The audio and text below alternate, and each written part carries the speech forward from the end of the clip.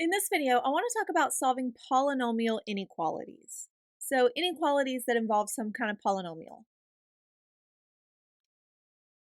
The first step is to essentially get everything on one side. I want the polynomial inequality to be one of these four forms, where p is my polynomial.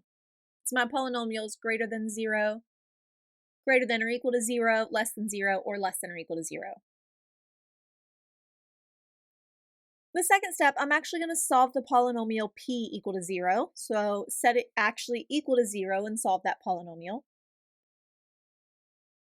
We're then going to plot these solutions on a number line. And when I do, that's going to break up my number line into intervals. I'm then going to pick a test point from each interval. And when I do, I'm going to plug it into my polynomial inequality and see if it's true or false. If it's true, then that interval will be a solution, and if it's false, it's not. So let's work on some examples of this. Let's start with the inequality x squared plus 2x minus 15 is less than or equal to 0. I'm going to start by factoring. I need two numbers that multiply to be negative 15 and add to be 2, and I can get that with positive 5 and negative 3. Now that I have that, I need to actually solve the equation x plus 5 times x minus 3 is equal to 0. And solving that gives me x equal to negative 5 and x equal to 3. So I'm going to draw a number line and plot these 2 points on the number line. It doesn't have to be exact. And this breaks my interval up into 3 pieces. We have this piece over here that's smaller than negative 5. We have the piece in the middle between negative 5 and 3, and then we have the piece bigger than 3. So I'm going to start with this piece here, the stuff that's less than negative 5. I need some kind of test number, so any number in this interval, like negative 6. And I'm going to plug it into this part. Negative 6 plus 5 is negative 1. Negative 6 minus 3 is negative 9. And negative 1 times negative 9 is 10. So it's positive. But I want to know when this is less than or equal to 0. So that interval does not work. The next piece is this piece between 5 and 3. I need any number in there, like 0. If I plug in 0, 0 plus 5 is 5. 0 minus 3 is negative 3, and 5 times negative 3 is negative 15. That is, in fact, less than or equal to 0, so that is a true statement. So I do want to include this piece in my actual interval. Finally, I'm going to have this last piece, the piece that's bigger than 3. Let's check x equal to 4. 4 plus 5 is 9. 4 minus 3 is 1, and 9 times 1 is 10, which is positive, which is greater than 0. I want less than or equal to 0, so that does not work. So in this problem, I need the interval between negative 5 and 3. And since I want less than or equal to, and we are equal to at the points 5 and 3, I'm going to use square brackets to include these points. If it would have just been a less than 0, then I would have used parentheses. But since we want to include where it's equal to 0, I will use square brackets.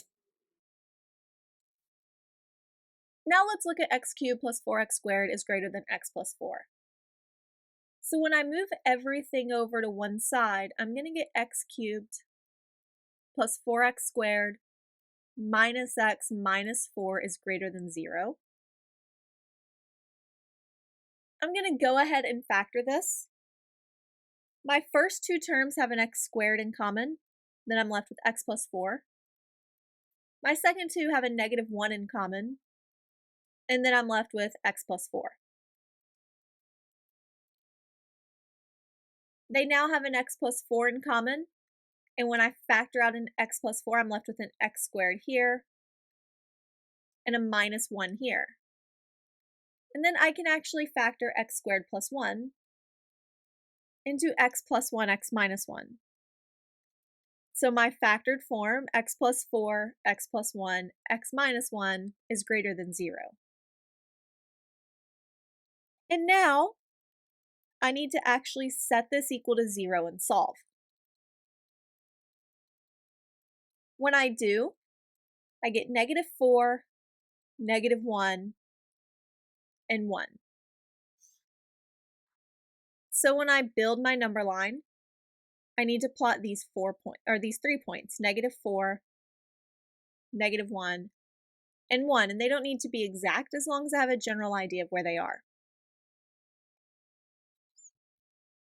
The first interval is this piece over here that's smaller than -4, so I need a test value over here, something like -5. And I'm actually going to plug this into this part of the inequality since it'll be a little bit easier. All I really care about is whether this thing is positive or negative. So I'm really just going to pay attention to sign. -5 plus 4 is a negative number. -5 plus 1 is a negative number. -5 minus 1 is a negative number. So negative times negative times negative is negative. But I want something bigger than 0. So that one does not work.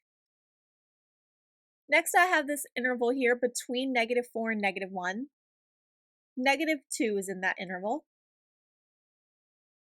-2 plus 4 is positive. -2 minus 1 is negative. And -2 plus 1 is negative, and -2 minus 1 is negative. And a positive times a negative is positive. So that one does work. I do have this piece here. Next, we have the interval between -1 and 1.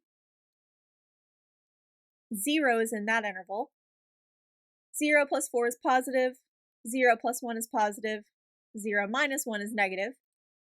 A positive times a negative is negative, but we want greater than 0.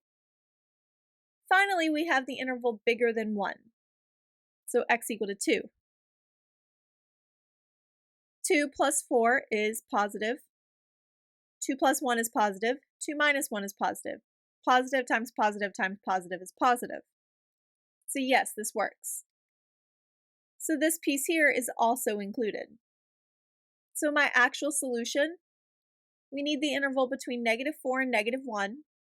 We want purely greater than 0, so parentheses. And we also want this interval here that goes from 1 all the way up to infinity. And we want to union these. We're going to use a u between them since we want both of them, and this means it could be one or the other.